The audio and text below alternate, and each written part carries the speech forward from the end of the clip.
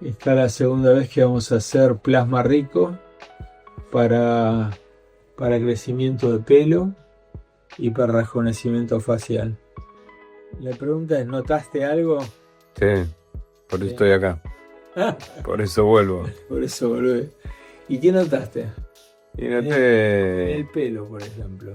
en el pelo que no hay caídas, hay más crecimiento y engrosamiento del pelo. Entonces decíamos que detuvo un poco la caída, Sí. mejoró el crecimiento y detuvo la... Sí. Y de hecho no tengo canas. ¿Notaste que las canas? Sí. Ah, mirá vos. Ya cumplí 60 Y esto, claro, porque son células de crecimiento jóvenes. Sí. Interesante eso, ¿eh? Disminuyó las canas. Sí. No sé si tiene que ver con esto, supongo. Sí. Bueno, bárbaro, vamos a hacer otro tratamiento.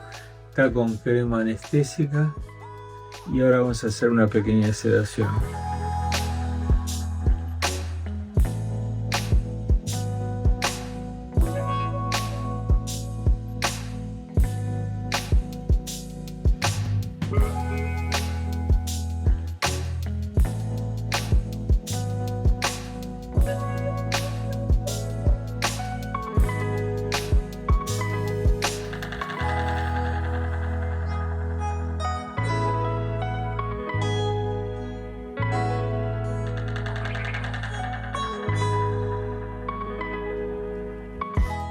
Platelet-Rich Plasma to stop the hair loss.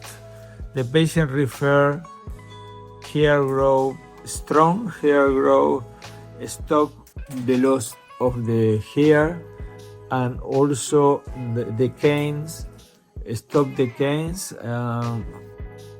Here is only one cane. Before the treatment, patient have a lot of cane. And with this treatment we perform with the anesthesiologist, we can make one treatment that means several treatments of conventional. Here is the patient with monitoring. The procedure lasts 10 minutes and no downtime. Here we can see how the injection is in the area.